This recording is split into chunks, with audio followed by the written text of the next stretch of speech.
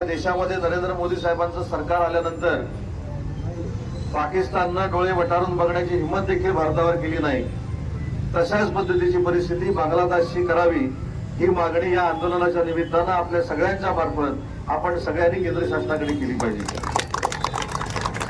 आणि शेवटी प्रत्येक धर्माच्या माणसाला प्रत्येकाच्या धर्माबद्दल अभिमान असतो, तसा आपल्याला देखील हिंदू म्हणून आपल्या धर्माचा अभिमान आहे।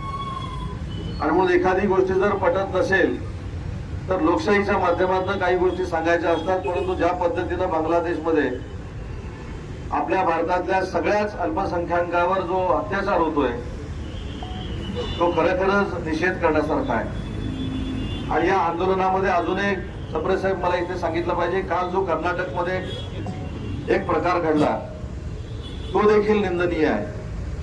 केंद्र सरकारनं सीमा भागातल्या लोकांसाठी काय निर्णय घ्यायचा आहे केंद्र सरकार ठरवेल, सुप्रीम कोर्ट देखील ठरवेल। परंतु काल कर्नाटकच्या काँग्रेस सरकारमधल्या काही मंत्र्यांनी पुन्हा एकदा स्वातंत्र्यवीर सावरकरांचा अपमान केला, त्याचा देखील मी जाहीरपणाने निषेध करतो। कारण स्वातंत्र्यवीर सावरकरांचं आणि रत्नागिरीचं नातं हे अतूट असं आहे। अंदमानच्या जेलनंतर 13 वर्ष त्या रत्नागिरीमध्ये स्वातंत्र्यवीर सावरकरांना स्थानबद्ध केलेलं होतं। वंदनीय बाळासाहेबांच्या विचारानं काम करणारी आमची शिवसेना असल्यामुळं आम्हाला देखील स्वातंत्र्यवीर सावरकरांबद्दल नितांत आदर आहे।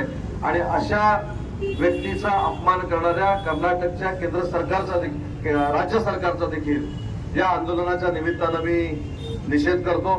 आणि मी देखील स्वतः महाराष्ट्र एकीकरण समितीच्या लोकांची चर्चा केली। मी स्वतः 2 ते 3 दिवसामध्ये स्वतः बेळगावला जाणार आहे आणि महाराष्ट्र एकीकरण समितीच्या सगळ्या पदाधिकाऱ्यांशी महाराष्ट्राच्या वतीनं मी स्वतः चर्चा करणार आहे। आणि म्हणून मला असं वाटतं की हे आंदोलन जे आहे हे बांगलादेशच्या हिंदू धर्माच्या लोकांच्या अस्तित्वाचं आंदोलन नाही, तर आपल्या देखील अस्तित्वाचं आंदोलन आहे।